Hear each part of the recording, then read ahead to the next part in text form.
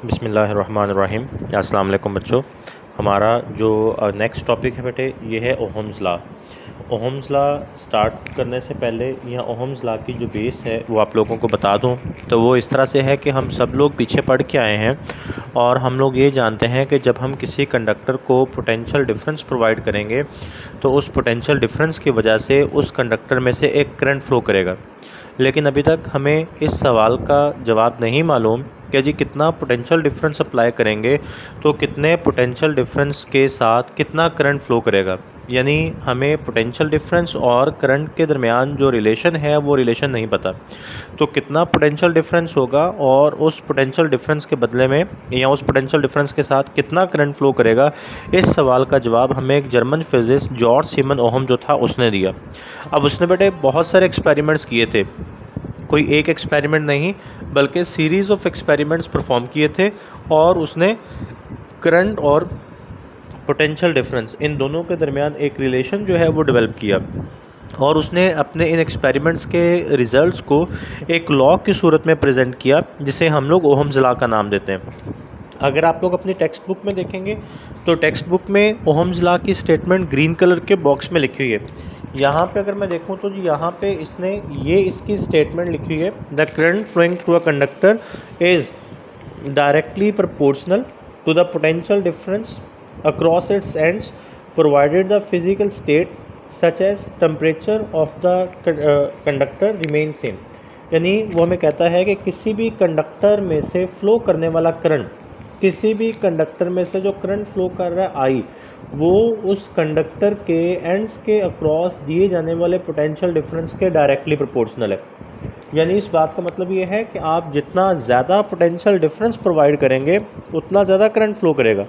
Potential difference को आप जितना कम कर देंगे करंट उतना कम हो जाएगा। अच्छा, लेकिन ये करंट जो है वो पोटेंशियल डिफरेंस के डायरेक्टली प्रोपोर्शनल होने की एक कंडीशन है, एक शर्त है, और वो शर्त ये है कि जो कंडक्टर है उसकी फ़िज़िकल स्टेट से मुराद उसका टेम्परेचर है, उसकी रेजिस्टेंस है, ये कांस्टेंट रहना चाहिए।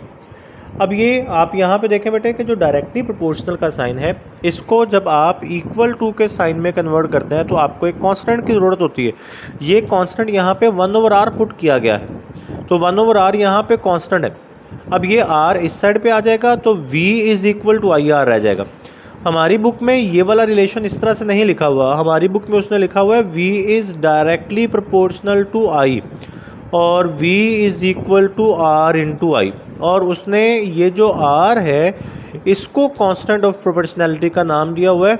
ये चीज़ आपने जहन में रखनी है कि एफएससी में अगर वो आपसे एमसीक्यू में पूछेगा कि what is the constant of proportionality in Ohm's law, तो आपने आर को टिक करना है, आपने 1/r को ठीक नहीं करना, क्योंकि हमारी बुक में जो आर है वो कांस्टेंट लिखा हुआ है। इसने यहाँ पे लिखा हुआ है G 1/r is the constant of proportionality, R is called the resistance of conductor. तो यहाँ पे हमारी बुक के मुताबिक 1/r कांस्टेंट, अगर ये सही है लेकिन हमारी बुक में जो लिखा हुआ है हमने उसी को फॉलो करना है। 1/r कांस्टेंट नहीं होगा बल्कि r कांस्टेंट होगा। अब इसके बाद बेटा वो रेजिस्टेंस को डिफाइन करता है, और रेजिस्टेंस को इस तरह से डिफाइन करता है जी the opposition offered by the atoms, the opposition offered by the atoms of conductor to the flow of electrons is called resistance. अब ये जब हमने करंट वाला टॉपिक देखा था तो हमने कहा था जी किसी कंडक्टर में से जब करंट फ्लो करता है तो बेसिकली वो इलेक्ट्रॉन्स होते हैं जो उसमें कंडक्टर में से मूव कर रहे होते हैं। अब इलेक्ट्रॉन्स मूव करते हुए या फ्लो करते हुए with the atoms of the conductor collide करते हैं।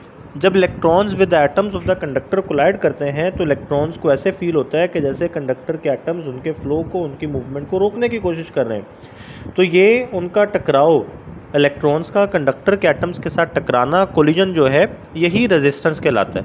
तो जब किसी कंडक्टर में से करंट फ्लो करता है, इलेक्ट्रॉन्स फ्लो करते हैं, तो इलेक्ट्रॉन्स जब कंडक्टर के एटम्स के साथ टकराते हैं तो ये कोलिजन, ये टकराना रेजिस्टेंस कहलाता है।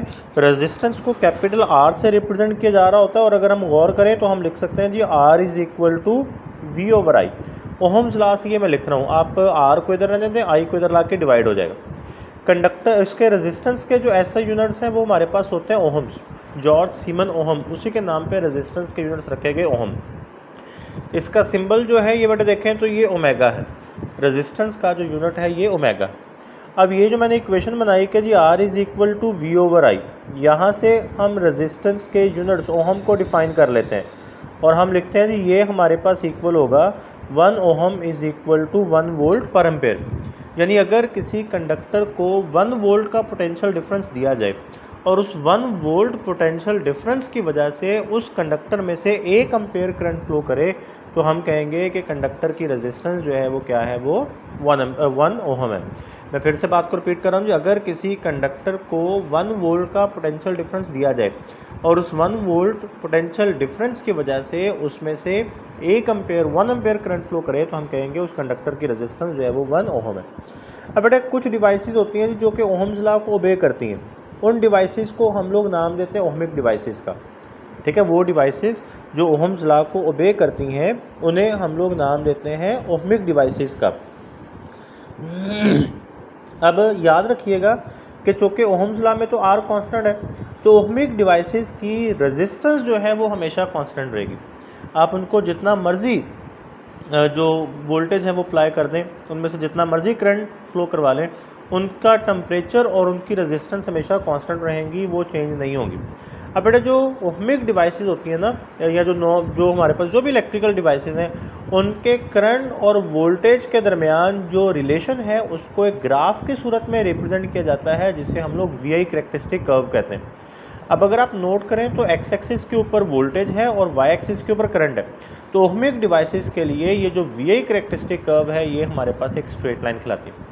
बच्चों इस ग्राफ की अगर आप स्लोप निकालें ना, इस ग्राफ की स्लोप निकालें, स्लोप आपको पता है delta Y over delta X, तो ये मेरे पास आ जाएगी G delta I over delta V, जो कि कंडक्टेंस के इक्वल होती है। और अगर आप 1 ओवर स्लोप करेंगे तो डेल्टा वी ओवर डेल्टा आई यानी आर के इक्वल होगा रेजिस्टेंस के। ये फॉर्मूला लिखा हुआ है वी ओवर आई। तो स्लोप का इस ग्राफ का जो VI कैरेक्टरिस्टिक कर्व है, इस कर्व की स्लोप का रेसिप्रोकल लेंगे तो वो रेजिस्टेंस के इक्वल होगा। तो जब इसकी स्लोप कांस्टेंट आ रही है तो रेजिस्टेंस भी हमारे पास इसकी कांस्टेंट होगी। दूसरी बड़े हमारे पास डिवाइसेस वो डिवाइसेस होती हैं जो कि ओहम्स लॉ को ओबे नहीं करती हैं, उनको हम लोग नाम देते हैं नॉन ओहमिक डिवाइसेस का। जब ये डिवाइसेस ओहम्स लॉ को ओबे नहीं करती तो इनका रेजिस्टेंस और इनका टेम्परेचर भी कांस्टेंट नहीं रहता, तो इसका मतलब कि इनका जो VI कैरेक्टरिस्टिक कर्व है वो भी स्ट्रेट लाइन नहीं होगी।